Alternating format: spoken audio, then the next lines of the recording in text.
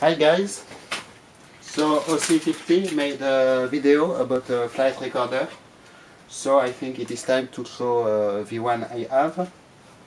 I got it on eBay also, but it was a dirt cheap. It was 20 or 25 euros if I remember correctly. So it is in quite a little rough condition, but at this price you can complain. So also it is very heavy. In particular, so this particular model is made in two parts. The front part contains the auxiliary electronics. On the rear part is the armored one containing the tape recorder. But I think the weak point on this is these bolts holding the two parts together, because in case of a very hard shock they may break off, and the locator beacon is on the front part. So if it breaks off, it falls in the water, the actual part containing the information may be not laying beside the locator beacon. So it may be a weak point with this model. So it was made, this one, by Schlumberger, the German company, French German company, not sure, I think it is French. It is so written accident recorder. The last checkup was made in 2005. It is written Flight Proof Center, forbidden to use, to be repaired, on this sticker here. It is serial number 185. So I have here the locator beacon. It is dead, but it is here. So it can be taken apart, but there is very little things to see inside. Apart of the battery, there is a big lithium battery, and the other the electronics are completely potted, so you cannot see anything without destroying everything. So it is a little damage here. It was bent after falling on this part, so that it was did repair it. So you have here the two connectors. So this model, I do not know if it is yes, it must be the data recorder, but it has no air intakes. It is only electrical intakes.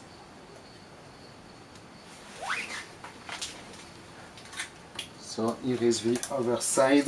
You can see it is written in French, in German, no, excuse me, in English, in German, and in Italian, this side. You have here a small hour meter.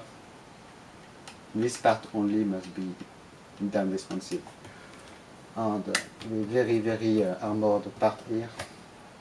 So I think I can open the front part for now and show you the circuits inside.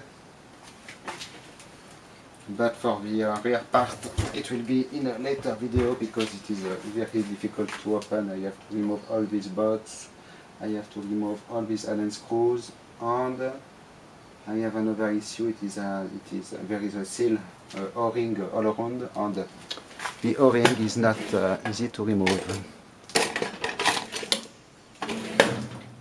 But I will show you the electronics inside at least.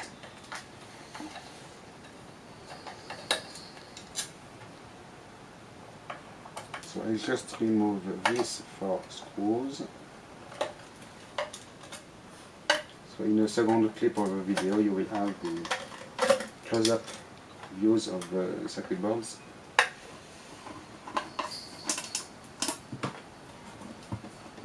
It is still holding by this. Here, I think. So if I need to remove the leg, no, maybe not. It should come off. No. Yes. So you can see have 3 circuit boards here and one more here with which is the power supply section. It is really old school.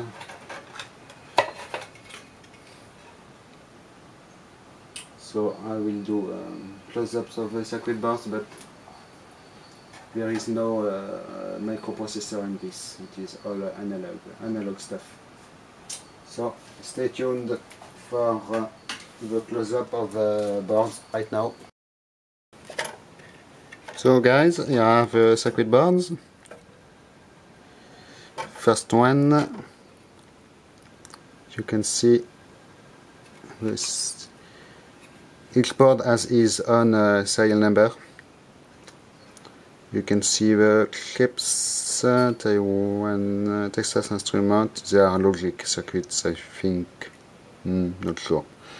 No, analog stuff. I am not a living encyclopedia of integrated circuits, so these are round package op amps, probably, yes, for 741 op amp, very regular model.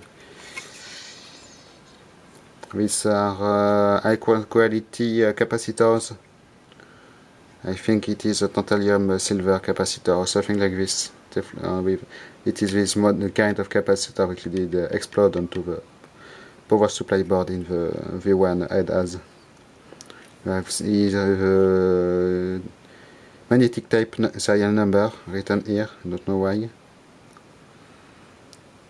And you can see the other parts, little metal can relay. You can see these connectors, end connectors. They must be pretty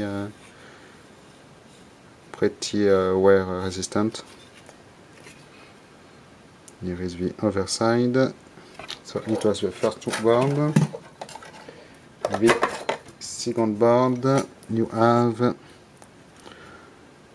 a quartz here, quartz oscillator.